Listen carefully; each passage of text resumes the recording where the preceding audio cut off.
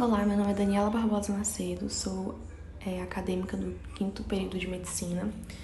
Eu vou falar um pouquinho sobre a gravidez e a disfunção tireoidiana, como trabalho da disciplina de Clínica Médica 1 Endocrinologia, cujo professor é o especialista Eduardo Saavedra Sanches.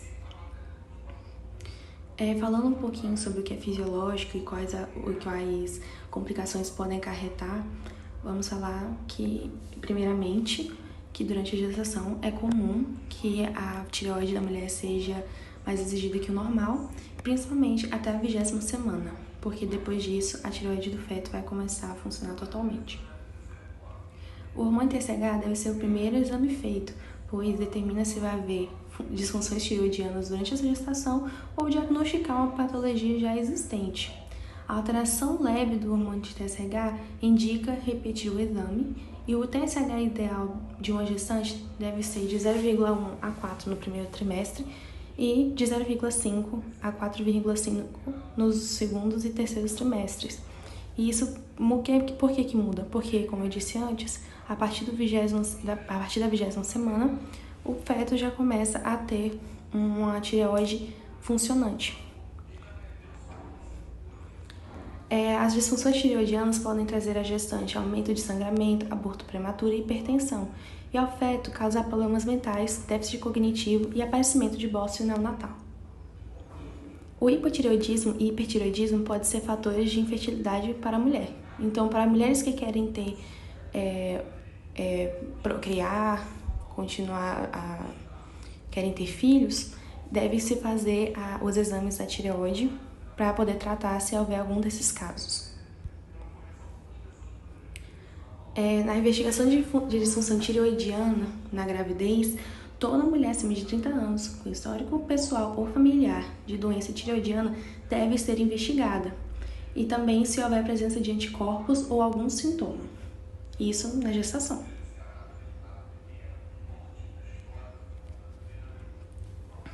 A gestante sendo diagnosticada, ela deve iniciar tratamento imediatamente.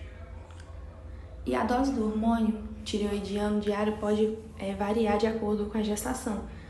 E por isso que é importante um acompanhamento ideal, fazendo os exames laboratoriais, bioquímicos, para saber se o tratamento está sendo efetivo ou não. E isso pode até reduzir a zero a quantidade de hormônio necessária durante a gestação.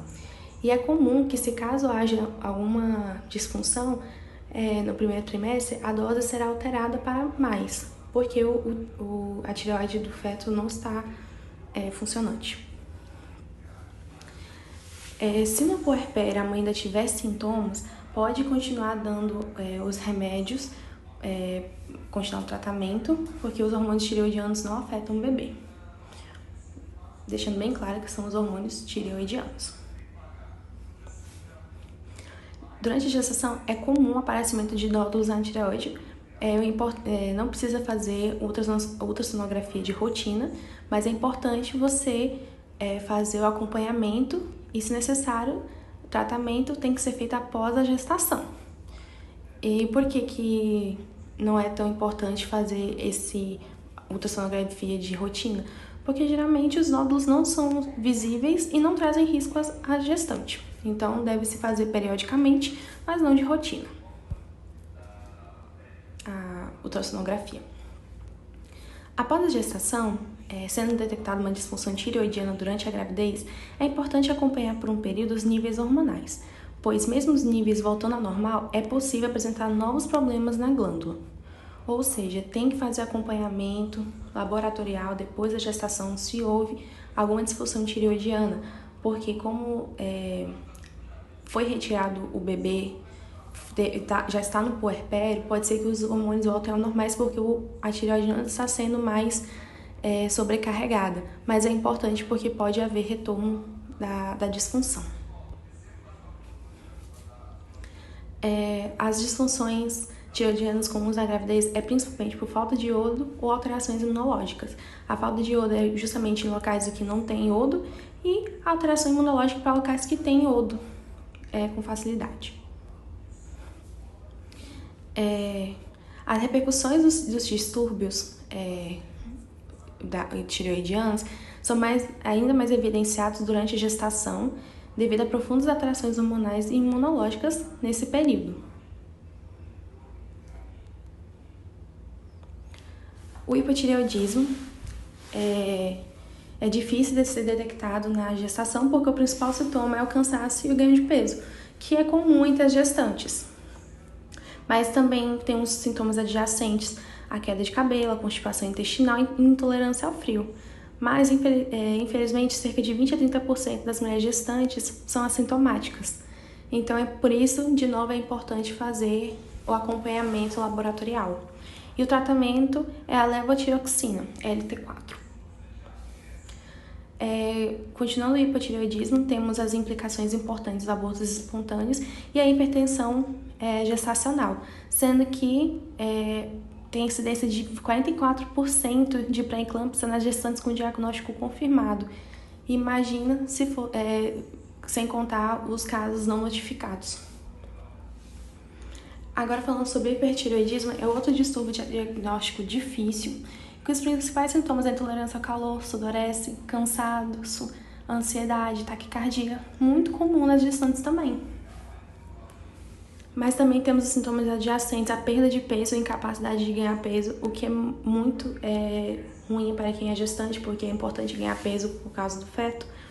Não tem bom apetite, a taquicardia é acima de 100 batimentos por minuto, pode ter a presença de bócio e tem os sintomas gastroentéricos, as náuseas e vômitos de grande intensidade.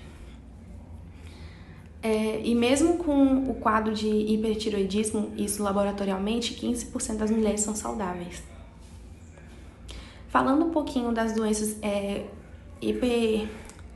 do hipertireoidismo, temos a doença de Graves, que tem esse caráter de hipertireoidismo, e ele representa cerca de 90 a 95% das etiologias de hipertireoidismo na gestação.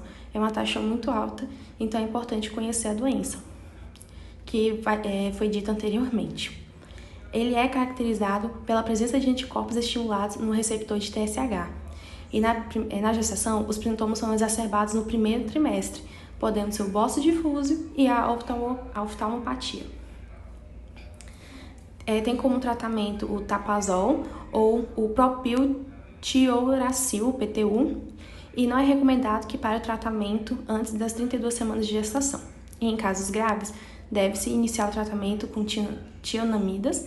A presença de bócio e bradicardia fetais é resultado do hipertratamento materno. Então, de novo, é importante fazer os exames laboratoriais. Existe também o hipertireoidismo associado à gonadotrofina coriônica. Ele ocorre apenas no primeiro trimestre e se manifesta de diversas maneiras, como a tireotoxicose transitória gestacional, e a tireoide é normal e não necessita de tratamento porque, como o nome diz, é transitório. Tem a hiperemese gravídica, ela é muito grave, pois ela está associada à perda de peso e desidratação. É notável bioquimicamente o aumento do TSH, e o tratamento é o PTU, se possível, por conta dos vômitos importantes. A doença trofoblástica gestacional, ela pode estar associada à mola hidatiforme e a cariocarcinoma, ou seja, tumores, né? Altas taxas de HCG e alteração tireoidiana bioquímica é vista em 50% dos casos. Ou seja, tem alta taxa de HCG, independente do caso, mas apenas 50% dos casos tem alteração tireoidiana na bioquímica. O tratamento ele é cirúrgico e, caso necessário, tionamidas e beta-bloqueadores antes da cirurgia. E é importante dizer que o tratamento cirúrgico é feito apenas após a gestação e não antes, e os tionamidas e os beta-bloqueadores são feitos durante a gestação. O hipertireoidismo gestacional recorrente se trata de que o receptor de TSH ele é muito sensível à presença de HCG, que faz com que aumente os níveis de TSH. E temos outras causas também, como adenoma tóxico e bócio multinodular tóxico. O tratamento é com drogas antitireoidianas, só por um período na gestação, e o iodo radioativo e cirurgia, que é o tratamento definitivo e é após o parto. Temos o estrumo no ovário, que é uma massa tumorosa, é um tumor que se encontra no ovário e é de tecido tireoidiano. Ele é parcialmente tireoidiano ou completamente tireoidiano. E o tumor secretor de TSH. Essas foram minhas referências e muito obrigada.